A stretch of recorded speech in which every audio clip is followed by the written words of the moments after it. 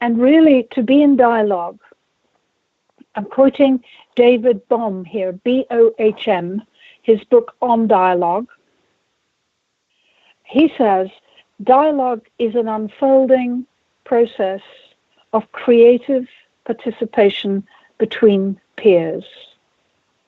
And I really like that, almost as a definition of supervision. We're peer to peer, and we're both participating, and indeed we're both learning. So I think when we are in this business of dialogue, there is a lovely flow. Not as I'm doing now, I'm really kind of teaching for the moment. But when we're in dialogue with our clients, with our supervisees, there's a fluidity, a flow. There is a non-attachment to what I think or I am saying. It's a bit like we both put our statements, one after the other, into the pool of meaning that gathers as we talk. And that is really what this business of dialogue is about. And I'm very, very interested in it because certainly as a coach, it is sometimes quite easy to be drawn into pushing or making very strong statements. And sometimes there's a time for that. But I think the real discoveries that we make, either in our coaching work or our therapeutic work, are made when we are in a deeper kind of contact and when we are in dialogue. Now, Bohm very usefully distinguishes between dialogue and discussion. And discussion comes from percussion, concussion, shaking. It has that element of shaking out meaning. And in our work, occasionally, I think as a coach, we might be doing that. I doubt very much as therapists if we're doing that. We might do a little bit of it in supervision, but mostly as we get into deep presence, we are in dialogue.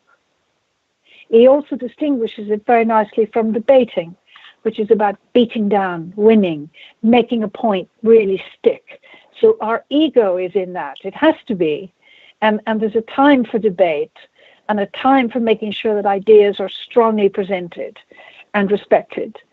But in our work, that's not what we're doing. So we want to be able to try to find the energy of this dialoguing, where we move in, we move out. There is huge respect for the other. And as somebody has written about, we come to what he would call the magic in the middle. We find somewhere in that pool of meaning what actually wants to emerge in the moment.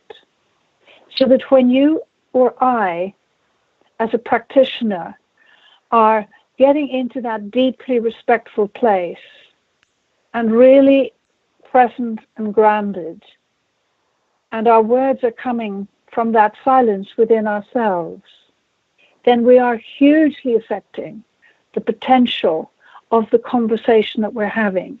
And we are implicitly encouraging the other to go there in themselves, because energetically we set up that mirror.